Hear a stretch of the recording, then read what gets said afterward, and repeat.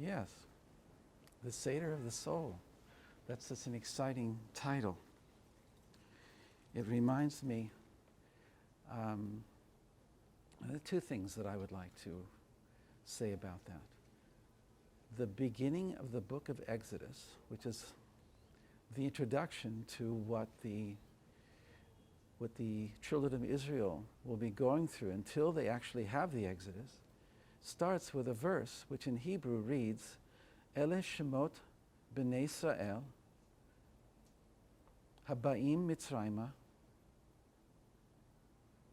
Et Yaakov Ish Ubeto Bau. These are the names of the children of Israel that came to Egypt with Jacob, each man and his family and his household. And it can be reread because the word, these are the names, Ele Shemot, can just as easily mean, and really does mean, Ele HaNishamo. These are the souls that came into Egypt. And Egypt is not now just that land called Egypt, but it's this world which is called Egypt, because the root of the word Mitzrayim is Metzar, a narrow strait, a constriction. And so these are the souls, or these are the names of the souls, who came down into this world, which is a Mitzrayim, which is in Egypt, with Jacob.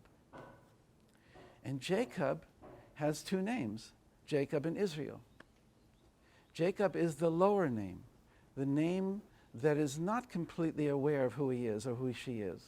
We came down in an amnesic state. We don't really know who we are. This world is a place where we don't know who we are as souls. The entry ticket is, you will forget who you are. Welcome, you're being born. So when we come down here, it's a constricted state for the soul. And the story of how we come out is recorded in the book of Exodus, which is not just a historical, but a meta-historical text. And so then that leads us to understand that our Seder every year is a Seder of the soul. And it's only just a little part of it that we go back and look to history and think about the old Egyptians and think about the old Paro and think about the old slavery and the subjugation that we endured. It's really now. And the Paro is a different Paro, but it's the same idea. So the Seder of the soul is such a wonderful idea because it gives us an entry point into a whole different way of living and of living through and of doing our Seder.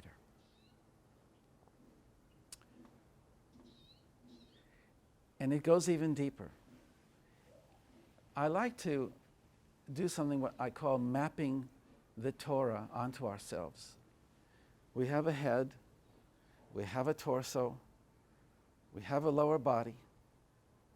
And so these represent something.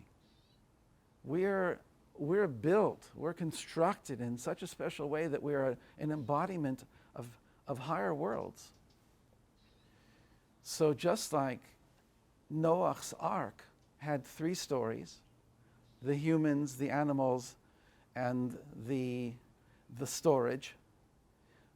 And just like Noah had three sons, Ham and Yefet and Shem, so we can start to construct that what is this lower part of ourselves?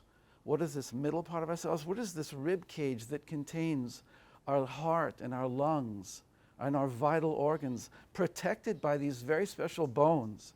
And then we have our cranium, within which is our head.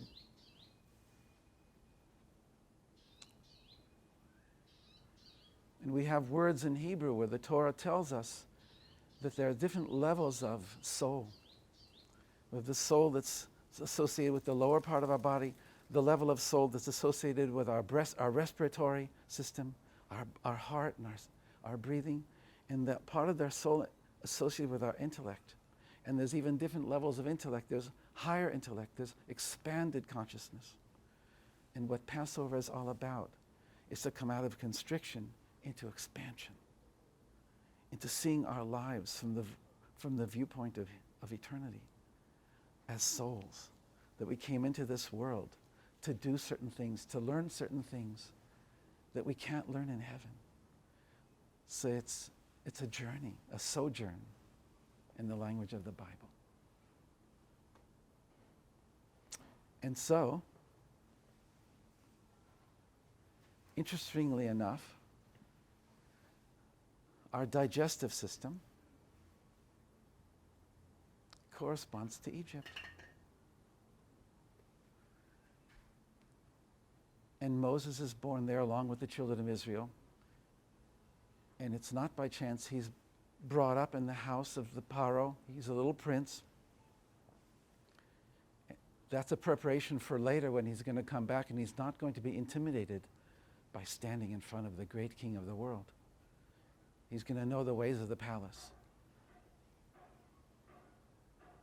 But in the meantime, even as Moses leaves and goes up into the desert, he leaves Egypt. The children of Israel stay behind, caught in Paro's mindset, watching Paro's movie, believing Paro's power. But Moses escapes. He goes into the desert. Try not to touch the... Did I touch it? Okay. Yes. So Moses is able to escape from Egypt and go into the desert, into the wide expanses of the desert. And then he's able to go to Sinai.